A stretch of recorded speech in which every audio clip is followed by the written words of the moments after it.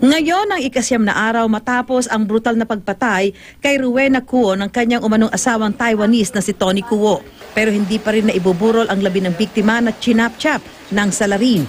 Kagabi dapat ang burol ng biktima pero hindi natuloy dahil may nahanap pa raw na bahagi ng katawan. Wala pa po yung mga daliri niya sa paa.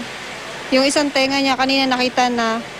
Tapos nakita namin doon may mga laman loob pa pala. Doon po sa second floor sa may CR. Ang dami pa po eh. Pati po yung mga laman-laman dyan nahulog na. Tapos inuud na rin po siya. Tapos yung mga buhok niya nakita na rin. Pinakaanak ni Rowena, posibleng may iba pang nakatagong bahagi ng katawan nito sa ibang bahagi ng bahay.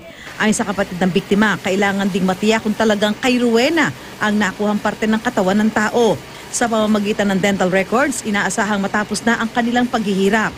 Kaya hindi pa alam kung kailan maibuburol ang biktima.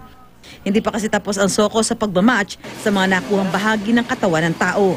Wala pang binigay sa akin clearance yung soko kasi kailangan pang ma-establish yung identity ng sister ko. So nandun ngayon sa Krame for dental.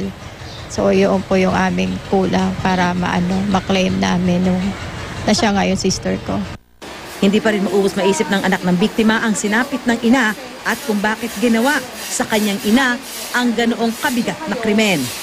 Mahirap po kasi hindi naman po siya namatay na parang sinaksak or lang.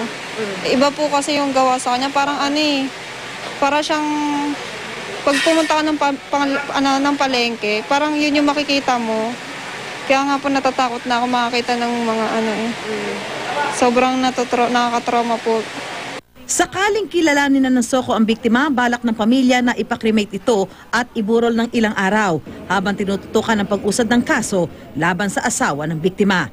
Susan Enriquez, Nakatutok, 24 Oras.